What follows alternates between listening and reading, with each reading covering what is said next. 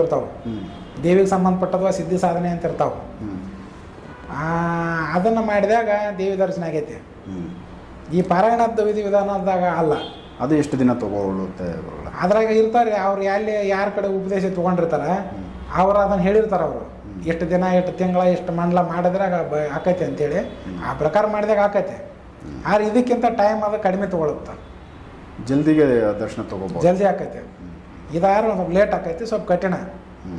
ಮಾಡಿದ್ರೆ ಎಲ್ಲವೂ ಸರಳ, ಮಾಡಲಿಲ್ಲ ಅಂದ್ರೆ ಕಠಿಣನ. ಸೊ ದೇವಿ ದರ್ಶನ ಪಡ್ಕೋಬೋದು ಈಗಲೂ ಕೂಡ, ಬಟ್ ಅದಕ್ಕೆ ವಿಧಿವಿಧಾನಗಳು ಬೇರೆ ಬೇರೆ. ಹಾಂ, ಮತ್ತು ಈ ವೇದವ್ಯಾಸರು ಬರೆದಂಥ ಒಂದು ದೇವಿ ಮಹಾತ್ಮೆ, ದೇವಿ ಪುರಾಣ ಅಂತ ಬರ್ತೈತಲ್ಲ, ಅದನ್ನು ಪಾರಾಯಣ ಮಾಡೋದ್ರಿಂದ ದೇವಿ ದರ್ಶನ ಆಗೋದಿಲ್ಲ. ಓಕೆ. ದೇವಿ ಏನೇನು ಮಾಡಿಲ್ಲ ಅನ್ನೋದು ಕಥೆ ತಿಳಿತೈತೆ, ಅವ್ರ ಇತಿಹಾಸ ತಿಳಿಯುತ್ತೆ. ಆದ್ರೆ ದೇವಿ ದರ್ಶನ ಆಗಂಗಿಲ್ಲ. ದೇವಿ ದರ್ಶನ ಆಗಬೇಕಂದ್ರೆ ಈ ಚಿದಾನಂದ ಅವತರು ಬರೆದಂಥ ಗ್ರಂಥ ಪಾರಾಯಣ ಮಾಡೋದ್ರಿಂದ ನಾನು